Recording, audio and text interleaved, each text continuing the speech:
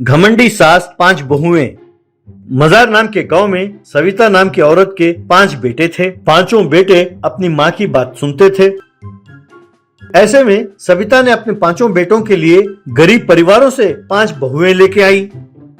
शुरू में सब ठीक था। उसके बाद किसी ना किसी बहाने वो अपने बहुओं को तंग करती रहती थी। एक बहू झाड़ू मारती तो पीछे से सविता आकर और कूड़ा डालती।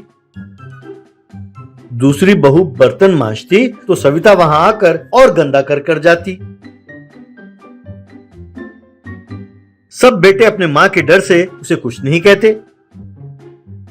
सविता के इन हरकतों को देखकर उसका पति चाहर, अरे भगवान, तुम अपनी बहुओं को यूं क्यों तंग करती रहती हो? हमारे पास किस चीज की कमी है? चाहो तो काम के लिए नौकरों को रख लो। अब नौकरों का काम भी इनसे कराती हो और इन्हें तंग करती रहती हो। सविता, अच्छा, अब तुम भी मुंह खोलने लगे हो? तुम्हारी इतनी हिम्मत? हाँ, तुम्हारी आदतें कहाँ जाएंगी? आखिर तुम भी उन्हीं की तरह गरीब जो ठहरे, क्यों इनसे इतनी हमदर्दी? तब चाहर, अरे भगवान, तुम्हें किस बात की चिंता है? जब देखो मुझे याद दिलाती रहती हो कि मैं गरीब हूँ। सुनो भगवान, मैं बहुत होशियार हूँ, इसीलिए तुम्हारे पिताजी ने तुम्हारी शादी मुझसे की। और वैसे भी शादी के बाद मैंने तुम्हारे संपत्ति को 10 गुना बढ़ा दिया, और फिर भी तुम मुझे गरीब कहती हो। सविता, हाँ, बहुत बढ़ा दिया। अरे संपत्ति थी इसलिए तो बढ़ा दिया। अरे संपत्ति ना होती तो तुम क्या करते?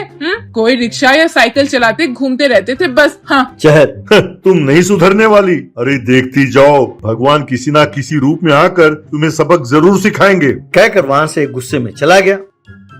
लेकिन सविता नहीं बदली। वो अपने बहुओं से काम कराती रहती थी।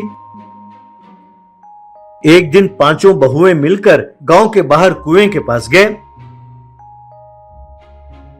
पहली बहू, देखो बहनों, अब माँ जी की हरकतें और बर्दाश्त नहीं होती। वो हमें कठपुतलियों की तरह नचा रही है और हमारे पति बस चुपचाप देखते रहते हैं। ऐसी जिंदगी जीकर क्या करेंगे? यूं कहने लगी। तब दूसरी बहू, दीदी, इसे टॉर्चर नहीं कहते, इसे साइको टॉर्चर कहते हैं। तुम्हें यकीन नहीं होगा दीदी, मैं झाड़ू मारती रहती हूँ, पीछे से आकर और कूड़ा डालती रहती है। कभी कभी दिल करता है वो झाड़ू को उल्टा करके जोर से मारूं उस पर। यूं कह रही थी कि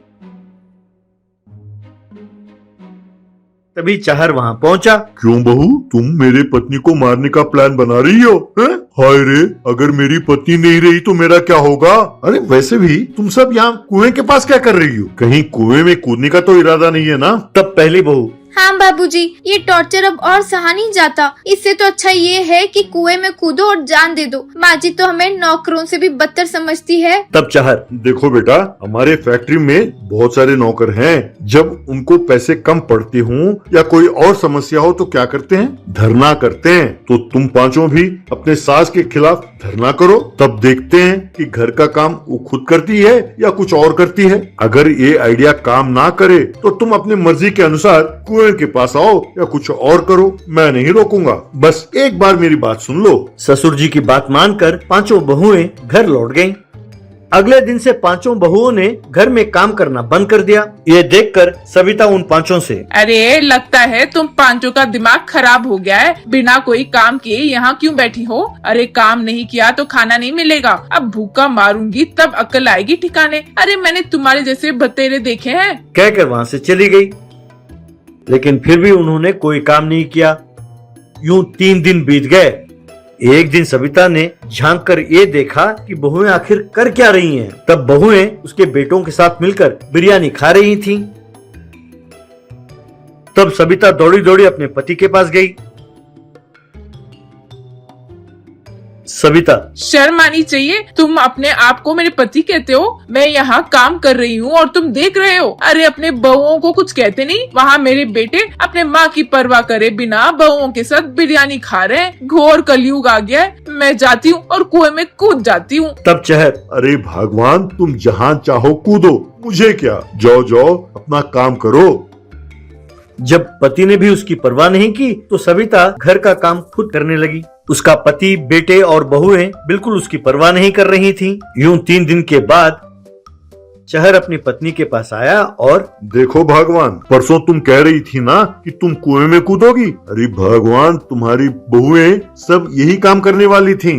ये तो हमारी किस्मत अच्छी थी कि मैं उस वक्त उसी कुएं के पास था। मैंने उनकी मिन्नतें की और उन्हें मनाकर घर वापस ले आया। अब सोचो, अगर वो जान दे देती तो हमारा क्या होता। देखो भगवान, कोई भी चीज हद से ज्यादा गलत होता है, और वैसे भी ये नई पीढ़ी है, ये अलग है। अगर तुम उनके साथ प्यार से रहो तो वो 10 गुना ज्यादा प्यार देते हैं। कम से कम अब तो सुधर जाओ, यही तुम्हारे लिए और अपने परिवार के लिए अच्छा होगा, वरना तुम इस संपत्ति का करोगी क्या। इन बातों से सविता बदल गई और तब से वो अपने बहुओं के साथ प्यार से बर्ताव करने लगी।